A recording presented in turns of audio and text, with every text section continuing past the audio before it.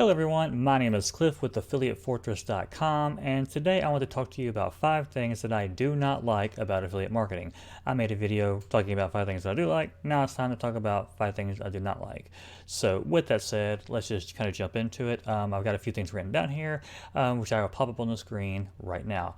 The first thing of order that we're going to talk about today is that the product creator controls the product and the commission structure and other things about it. But that's one thing that it is a downside to affiliate marketing. You do not control the product. You can ask for certain things related to the product, but in terms of the product itself, the product vendor, the product owner, the vendor, they have control of the product ultimately. You can get your affiliate link. Maybe they have affiliate materials that you can use, like banner ads and things like that.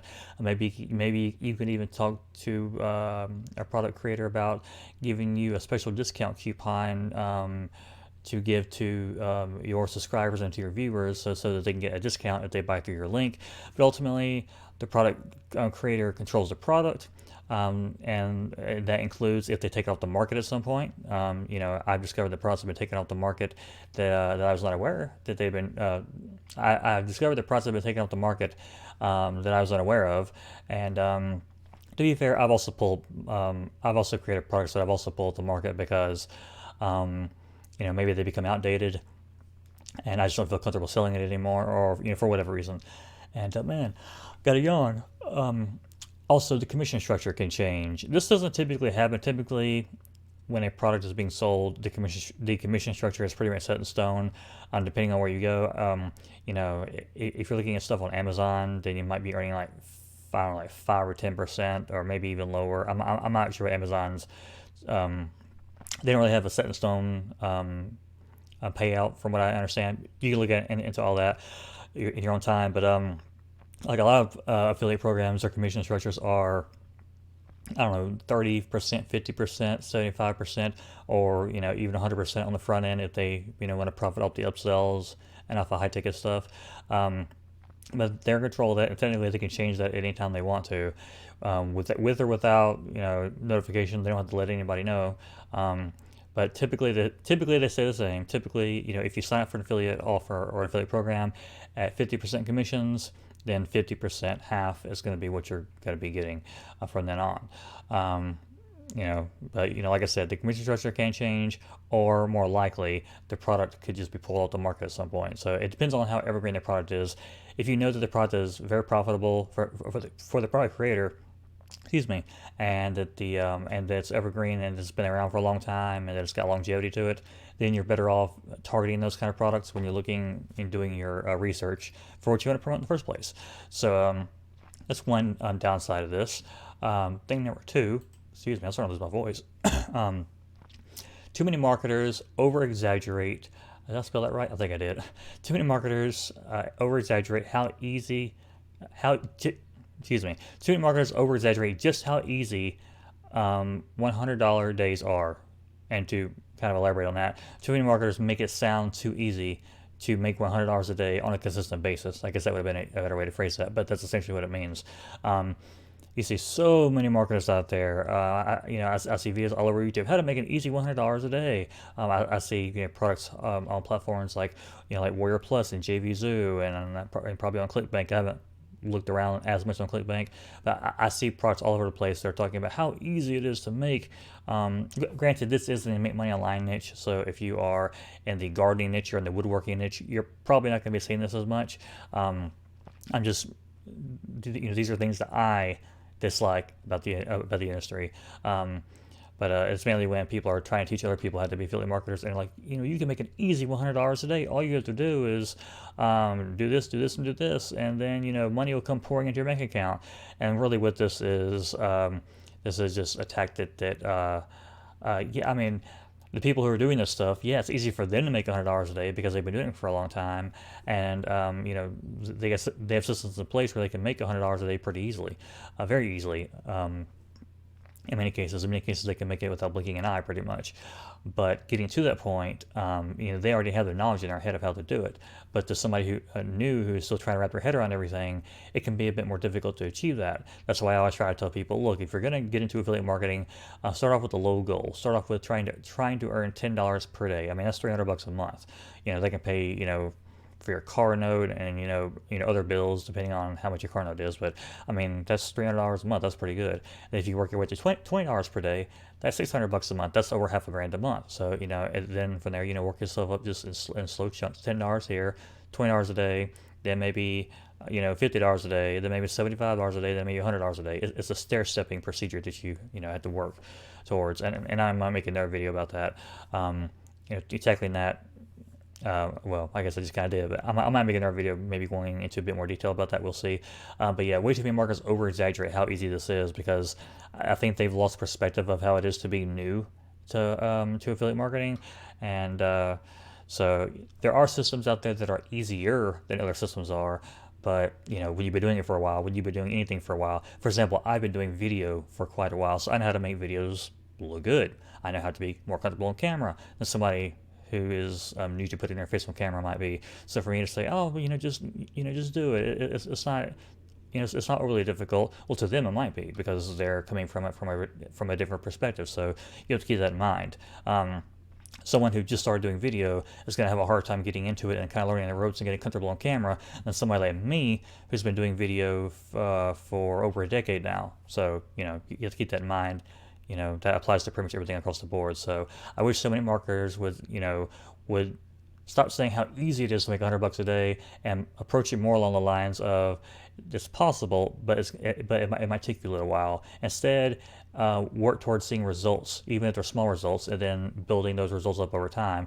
But instead, people just want to sell a bunch of products, so they say, "Oh, you can be making $100 a day by in the next 24 hours, or by the end of this week, or something like that." And you might make $800 in some cases, but I'm talking about consistent money, like a paycheck would be consistent, like that kind of money. So, yeah, I feel like that's a bit over exaggerated in the make money online, in the make money online industry, the make money online niche. But yeah, that's one thing I don't like about that. So moving on. Sometimes receiving commission payouts sometimes commission payouts can be a hassle to receive. I don't think it's this way anymore in certain places, but for example, I experienced this several years ago when I was promoting a product on ClickBank, and that was interesting. That was an interesting story because I actually have two stories about that. One day I automatically received a random deposit into my bank account, and I had no idea where it came from, so I had to actually go track it down where it came from. It turns out that I had received, I think it was a few commissions on ClickBank, and didn't even know it, and then I had it where it would deposit into my bank account. So that was a nice surprise, $100. I think it was $100 that I received, or maybe a little bit over, because at the time the ClickBank threshold was $100 that you had to hit before you received a payout. On the other side of that same token, there's another time after that, I think, when I was trying to work up to that again, and I think I was probably at about, I'm going to kind of guess here, I think I was between $50 and $75, so somewhere in that range, and I think I made enough sales to get up to that point. Either way, I was under the threshold. I was probably like $20 or $30 away from the threshold, and I wasn't able to make any more commissions, and this went on for months. Granted, I wasn't really trying super hard, but I wasn't really able to either. And then over time, excuse me, my voice just cut out. And then over time, the overall amount that was in my account balance started dropping a little bit by little bit by little bit. I'm gonna throw out a number. Let's just say I had $80 in there. I don't remember what it was. It's been a while. Let's just say it was $80. It would go from like 80 to like 79, 78, or maybe 75, 73. I can't remember how much it was dropping by, but it was dropping by, a little bit each week over time, to the point where it eventually, I think it depleted my account. And apparently ClickBank does that if your account doesn't is like inactive for a period of time, or if I can't remember if it's due to inactivity or if it's due to, I can't remember what it is due to, but instead of just leaving that amount in your account until you hit the threshold, or allowing you to cash out by lowering the threshold, they'll just start taking money out over time. They'll just start, it's like, hey, we're going to start, we're going to start depleting the balance if this just remains here, which I think that's wrong. I can't remember exactly what the reason why they do that or did that. I'm not sure if they still do that or not. Luckily, these days, that's not as big of a deal because these days, I think ClickBank, um, I'm not sure if it depends on what payment method you take, but in my experience right now, the way I have my bank account set up to it, I think the threshold now is $10, so it's much lower than $100. So, but sometimes you'll come across on some platforms, vendors will issue the payout manually, and sometimes vendors just take forever to get around to it, and and then they become hard to get a hold of. Um, I can say that as long as you get hit the $10 threshold or whatever the threshold is at the time of you doing your own research, ClickBank, it's guaranteed payouts as long as you hit the threshold, and you'll be, as far as I know, there are guaranteed payouts on Warrior Plus as well. ClickBank is going to be more of your option if you're going with a variety of niches or a variety of categories outside of the internet marketing and make money online space. Whereas Warrior Plus is more focused on that kind of stuff. So, yeah, just kind of be aware of just kind of be aware of where you're getting your payouts from. So, yeah, hopefully that's a little bit of help. Next up on my list, getting approved to promote some products can be difficult if you're new. This kind of goes with the first one of that the product creator controls the product. Excuse me. The product creator also controls if you get approved. Now I cannot speak for other niches out there. I can only speak for the make money online and internet marketing niche, which are technically a little bit different, but they're they overlap so much that they're kind of used interchangeably. So, for example, like on Warrior Plus or JVZoo, if you're trying to get approved for a product, and if your account's brand new and nobody's ever heard of you, it can be difficult because the vendor doesn't know whether they can trust you. And especially if they're going through a product launch, it can be very difficult because they have no idea who you are. They have no idea what kind of traffic you're going to send to their offers. So they don't know if you're going to damage their statistics or not. And they care about their statistics because having good statistics during a product launch is what lures other people in to promote their product, who are more experienced and know what they're doing. So they don't want to take a chance on a newbie coming in and messing up their numbers. It can be more difficult. It also kind of sometimes depends on who you know. If you know people, sometimes you can get approved. Or these days, a lot of products have 100% commissions as one of the upgrade options, and that guarantees you approval. So you can technically buy your way into guaranteed approval on some products that that are in the make money online niche. But if you're like in the woodworking niche or the gardening or dog training niche or other places, they have their own rules. I don't every category, every product, every platform is different. So you get to look into their own rules and see what they kind of tell you. And all that. So really all you can do is communicate with them, tell them how you plan to promote their offer, and go from there. So, but it can be a hassle in some ways if you're newer. Doesn't mean you shouldn't try, because the only way that you're going to get anywhere is to try and network, communicate with people, and try to learn and implement new things, try to get better, learn as you go, and eventually like for me on Warrior Plus, it's pretty easy for me to get approved for products these days. Because I've got a few sales under my belt, not like thousands at this point, but I've got enough sales under my belt on Warrior Plus, for example, at this point where I can get approved for pretty much anything that I apply for. So that's that. And even if you get put on delayed commissions, actually, I don't even think I think delayed commissions are more regular now than it used to be. But yeah, even if someone wants to delay your payment, just take it. It's better to get it later than not get it at all. So anyway, what was that? That was 4. Okay, I think that was 4. Yeah, 4. I can't count today. Number 5 is going to be, yes, this is important. It can be difficult to know who to trust. You have so many people out there promoting so many different things that you don't really, you can kind of get an idea of how someone is by how salesy and hypey they are with their promotional material. Other people are more kind of downplay certain products and kind of are more down to earth and more skeptical, which obviously those are the people I tend to lean towards. I try my best to not be hypey about products too much. I also try my best not to be fooled by products, which I've learned to kind of spot garbage much more easily now than I used to in the past. But I've also narrowed the scope of who I trust and who I look at and how much I trust people. And when you're new, you don't, it's kind of like walking into a new job or a new group of friends or something. You have no idea who to trust. You have no idea how much you can trust them. You have no idea. You have no idea who they really can be until you see their true face. In some cases, so in some cases, unfortunately, you have to get burned or you have to take a chance with some people. Other times, you can kind of see. You can see people's honesty pretty quickly, especially if they're like brutally honest. There's people I follow that are brutally honest, and even if 500 other people are promoting a product that I'm ignoring, if one or two of the people that I really trust say something about the product, I'll pay attention. I will ignore 500 other people or 500,000 other people and listen to what they have to say because I'm like, okay, this person I trust because I know that they're not going to BS me. I know that they're not going to try to pull, the wool over my eyes. I know that they're not a wolf in sheep's clothing. I know that they are the real deal, and they've earned my trust.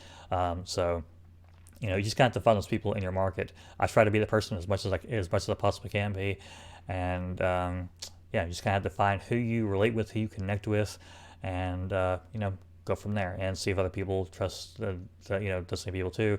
If you want to buy one of their products and see what kind of quality they put out, then that's one way of doing it. Personally, there's someone that I trust.